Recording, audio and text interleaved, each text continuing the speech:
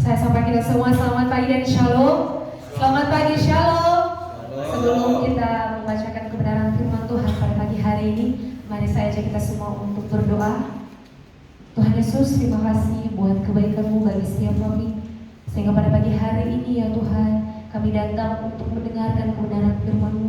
Tuhan Yesus, mampukan setiap kami, bahkan hamba-Mu yang berdiri di depan pada saat ini ya Tuhan, urapan yang baru itu menjadi milik bagian hamba-Mu, sehingga Tuhan Yesus setiap kata-kata yang keluar dari bibir hamba-Mu itu benar-benar berasal daripada Tuhan. Di dalam nama Tuhan Yesus, biarkan Roh Kudus-Mu Tuhan yang menaungi setiap kami pada saat ini. Di dalam nama Tuhan Yesus, kami siap mendengarkan kebenaran firman-Mu dan mau melakukannya. Haleluya. Sama-sama kita katakan amin. Kembali saya sapa kita semua, selamat pagi dan shalom. Pertama-tama mengucap syukur kepada Tuhan Yesus, sehingga pada pagi hari ini saya berdiri di hadapan teman-teman, berdiri di hadapan Bapak, terima kasih. Dan saya berterima kasih kepada kedua pemuji kita pada hari ini yang telah memberikan saya waktu untuk saya berkhotbah di depan ini. Mari sama-sama kita buka Alkitab kita dari kitab Kolose pasal 3 ayat 23. Sekali lagi, kitab Kolose pasal 3 ayat 23. Sudah menemukan, amin? Dalam hitungan ketiga kita akan membacakannya secara bersama-sama. Namun sebelum itu izinkan saya membacakan perikop yang telah diberikan oleh Lembaga Alkitab Indonesia, yaitu hubungan antara anggota-anggota rumah tangga. 1, 2, 3 ya. Apapun juga yang kamu perbuat, perbuatlah dengan segenap hatimu seperti untuk Tuhan dan bukan untuk manusia. Sekali lagi saya akan membacakannya kepada kita. Apapun juga yang kamu perbuat, perbuatlah dengan segenap hatimu seperti untuk Tuhan dan bukan untuk manusia. Jemaat yang dikasihi Tuhan, kebenaran firman Tuhan pada pagi hari ini yang telah kita baca bukan kebenaran firman Tuhan yang baru kita dengar atau baru kita baca, tetapi kebenaran firman Tuhan yang terus kita dengar, yang terus kita baca. Dan saya yakin dan percaya jemaat yang ada di tempat ini adalah jemaat yang benar-benar merenungkan bahkan mempraktikkan kebenaran firman Tuhan ini. Amin. Melalui kebenaran firman Tuhan yang telah kita baca pada pagi hari ini, saya akan memberikan tema bagi kita, yaitu etika hamba Tuhan dalam pelayanan. Sekali lagi, etika hamba Tuhan dalam pelayanan. Jemaat yang dikasihi Tuhan, kenapa saya memberikan tema etika hamba Tuhan dalam pelayanan? Karena kalau kita ketahui, jemaat yang dikasihi Tuhan, ada banyak para hamba-hamba Tuhan pada zaman sekarang tidak lagi melakukan etika dengan sepenuhnya. Dengar baik, para hamba Tuhan pada zaman sekarang tidak lagi melakukan etika yang seharusnya, yang sepatasnya dalam pelayanan. Karena kenapa? Jemaat yang dikasihi Tuhan, karena ada faktor-faktor tertentu yang sehingga mereka tidak mau melakukan atau tidak mempraktekkan yang namanya etika itu. Padahal etika yang seharusnya ada dalam hamba Tuhan itu adalah etika yang benar-benar berasal daripada Tuhan.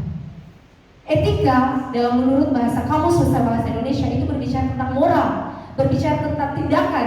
Berarti kalau berbicara tentang moral, berbicara tentang tindakan, berarti berbicara mana yang baik dan mana yang buruk. Berarti kalau kita tarik dalam hamba Tuhan pada saat ini berbicara tentang bagaimana etika hamba Tuhan melakukan suatu tindakan, mana yang baik dan yang buruk.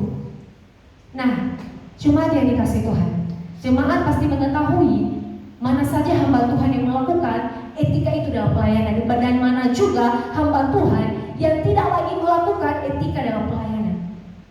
Nah, kebenaran firman Tuhan pada pagi hari ini kembali lagi kita diingatkan, kembali lagi saya diingatkan, dan kembali lagi diingatkan jemaat bahwa etika itu sangat-sangat berguna untuk kita. Dan saya yakin dan percaya jemaat yang ada di tempat ini adalah jemaat yang melakukan etika. Bahkan kita di sini adalah seorang hamba Tuhan. Kita adalah hamba-hamba Tuhan yang telah menerapkan etika pelayanan dalam pelayanan kita. Amin. Nah, teman-teman yang dikasihi Tuhan atau jemaat yang dikasihi Tuhan, berbicara hamba dalam bahasa Yunani adalah berbicara tentang doulos. Apa? Doulos. Doulos berbicara tentang budak. Nah, teman-teman yang dikasihi Tuhan, berbicara tentang budak berarti dia memiliki tuannya. Memiliki tuan berarti ketika kita berbicara tentang tuan, berarti ada yang kita patuhi setiap saat. Nah, kembali lagi jemaat yang dikasihi Tuhan, Kadangkala para hamba Tuhan sudah mengetahui bahwa dirinya adalah budaknya Tuhan, tetapi kadangkala dia melakukan sesuatu tidak sesuai maunya Tuhan. Kenapa? Karena dia tidak tahu seperti apa budak itu sebenarnya. Bapak Ibu yang dikasihi Tuhan atau jemaat yang dikasihi Tuhan, ketika kita sudah mengetahui bahwa kita ini adalah budaknya Allah, berarti segala sesuatu yang kita kerjakan itu semua seturut dengan kebenaran firman Tuhan. Kalau Tuhan maunya A, kita harus berjalan A. Kalau Tuhan maunya kita B, kita harus berjalan di B. Jangan Tuhan maunya A, kita berjalan di B. Berarti kita bukan budaknya Tuhan. Berarti kita adalah budaknya diri kita sendiri. Kalau kita lihat dari kitab Kolose ini, latar belakang kitab Kolose ini penulisnya adalah Rasul Paulus sendiri. Rasul Paulus menuliskan kitab Kolose ini ditujukan kepada orang yang percaya yang ada di jemaat Kolose. Kita bisa lihat di Kolose 1 ayat 1 sampai 2. Nanti jemaat yang dikasihi Tuhan bisa membacakannya di rumah atau selesai kita mendengarkan kebenaran firman Tuhan ini. Nah, kita sudah berbicara tentang tema kita pada pagi hari ini, yaitu etika hamba Tuhan dalam pelayanan.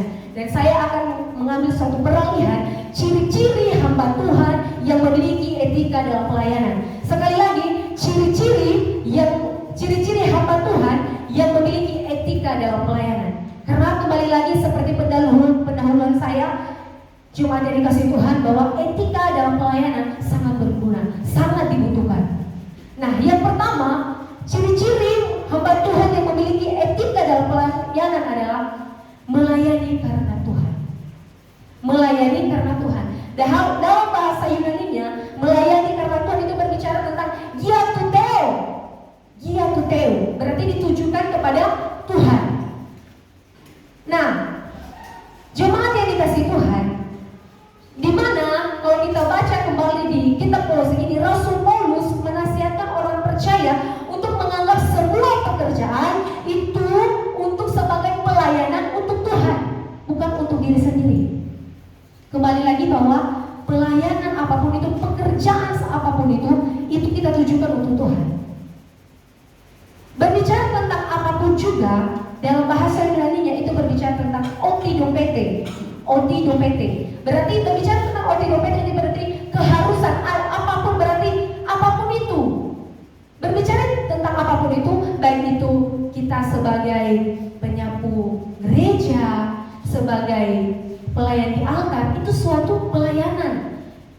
Nah, jemaat yang dikasihi Tuhan, ada banyak pada hamba-hamba Tuhan pada saat ini, apalagi hamba-hamba Tuhan yang sudah ada jabatan di gereja, tidak lagi mengerjakan seperti yang saya katakan tadi, tidak mau menyapu. Karena kenapa? Dalam pemikiran mereka, dalam hati mereka, itu bukan lagi pekerjaan saya, karena pekerjaan saya cuma di altar. Tetapi kembali lagi ke dalam kebenaran firman Tuhan pada pagi hari ini, mengingatkan saya, mengingatkan Bapak Ibu pada saat ini, bahwa segala apapun itu pekerjaan, semuanya karena untuk Tuhan. Amin. Nah, jemaat yang dikasihi Tuhan, ada suatu ilustrasi yang saya mau paparkan kepada kita pada pagi hari ini, yaitu gembala yang tidak mau menyapu. Gembala yang tidak mau menyapu. Suatu hari Minggu nih ceritanya. Hari Minggu mulai ibadah jam 8 pagi. Ternyata seorang gembala ini datang sebelum jam 8 pagi. Dia datang udah jam 7. Biasalah seorang gembala ya mempersiapkan diri. Karena kenapa? Jemaat yang dikasihi Tuhan, karena gembala itu adalah suatu teladan. Teladannya bukan hanya dalam segi dia berkhotbah, tetapi dalam waktu juga. Dia harus menjadi teladan bagi sesama pekerjanya maupun sesama jemaatnya.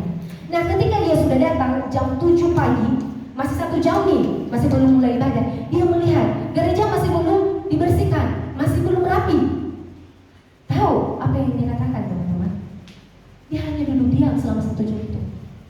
Dia hanya duduk diam selama 1 jam itu. Padahal di sekitarnya masih ada sampah, masih ada kursi yang tidak beres.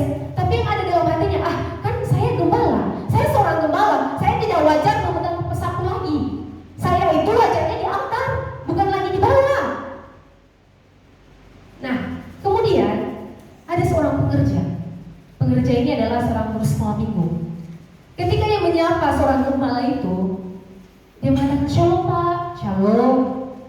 Nah, ketika dia sudah menyapa, seorang guru sekolah minggu ini melihat, kenapa bisa kotor ini? Padahal di sini ada gembala. Kembali kepada firman Tuhan, seorang hamba Tuhan itu menjadi teladan. Nah, seorang guru sekolah minggu pun berkata demikian dalam hatinya, kenapa sih seorang gembala tidak menjadi teladan?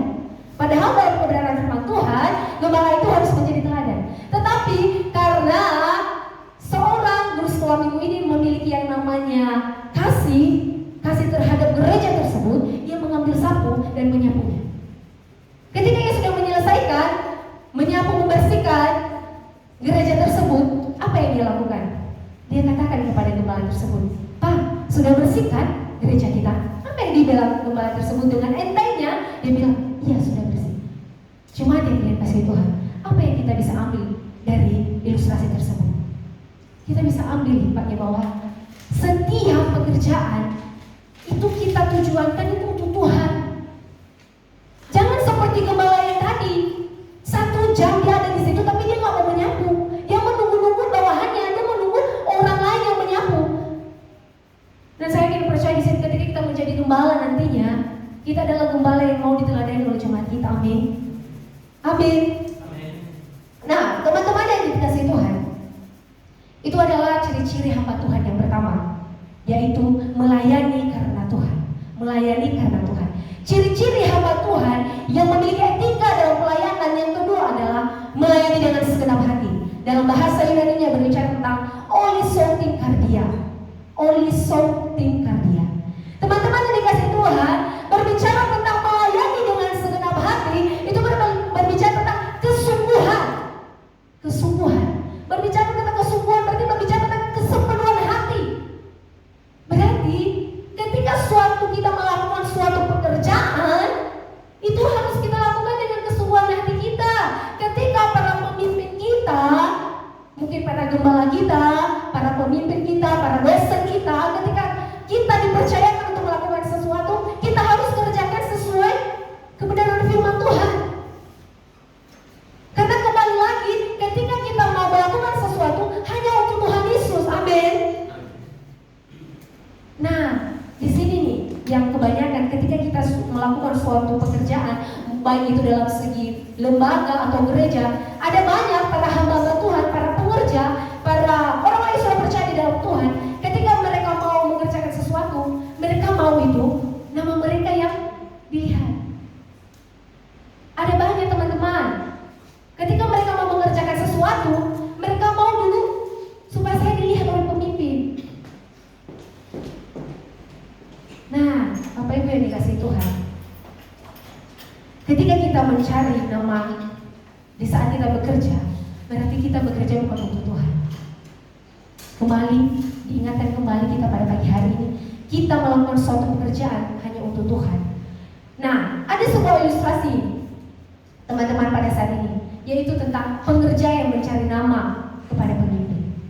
Nah, yang tadinya nih, datangnya ada seorang pengerja datang di gereja, terus dia lihat sampah tuh di situ, tapi dia nggak mau memungut sampah tersebut karena nggak ada pemimpinnya di situ, nggak ada pemimpinnya sama sekali. Tiba-tiba pemimpinnya seorang gembala datang, dengan cepatnya, dengan gercepnya dia ambil itu sampah, langsung dia buang. Nah, itu kesalahannya salah, itu sikap yang salah. Kadang-kala hamba Tuhan sedemikian rupa, ketika mereka melakukan suatu pekerjaan, mereka mau mengerjakan sesuatu itu ketika mau dilihat. Tetapi kebenaran firman Tuhan pada pagi hari ini diingatkan, ketika engkau melakukan suatu pekerjaan, jangan hanya untuk dilihat manusia, tetapi lakukan untuk Tuhan. Ketika kita mengutamakan, ketika kita mengatakan, ketika saya mau menyapu ini, saya hanya untuk memuliakan nama Tuhan. Ketika saya mau memungut sampah ini untuk Tuhan, bukan untuk manusia, bukan saya untuk dilihat, saya ini orang yang baik, saya ini orang yang rapi, saya ini orang yang rajin. Nah, teman-teman yang dikasih Tuhan, melalui kebenaran firman Tuhan pada pagi hari ini, saya dengan percaya kita adalah hamba-hamba Tuhan yang memiliki etika. Amin.